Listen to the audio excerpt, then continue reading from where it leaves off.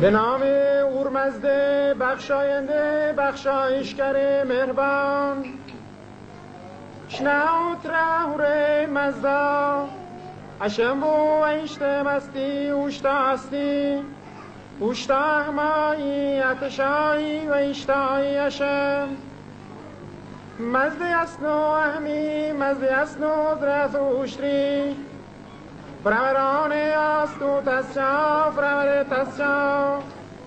آستوی امتم منو آستوی اختم بچو آستوی امشتم شاوتنم آستوی دنام بنکوی مازده اصلی اینک که انجمن پیوند زناشویی به روش دین پاک مازدی اصلی در اینجا برپا است. من که موبد پرویز هستم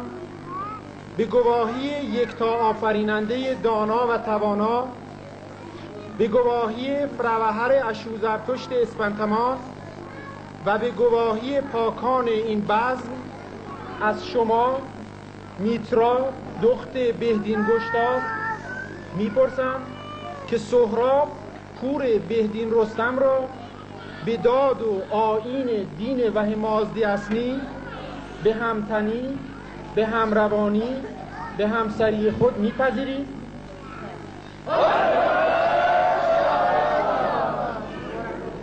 از شما سهراب پور بهدین رستم میپرسم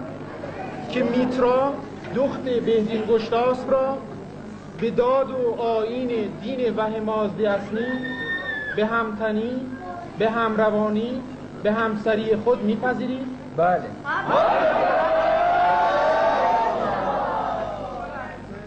به خجستگی و فرخندگی من و همه وهان این انجمن از پروردگار توانا آرزومندیم که به این پیوند زناشویی پایندگی و استواری، مهر و خوشی و شادکامی همراه با فرزندان نیک و دیرزیوشنی ارزانی بدارد. تندرستی از دان پناه باد، دیرزیوشنی شاد باد، یتاو بریو اتارتو شاد چی اچام و اینکه اوشت از دام رنگ شاد بنام اینکه اوش مزدانی شاد لمچا رایا یمدرگو بیویرد و استاره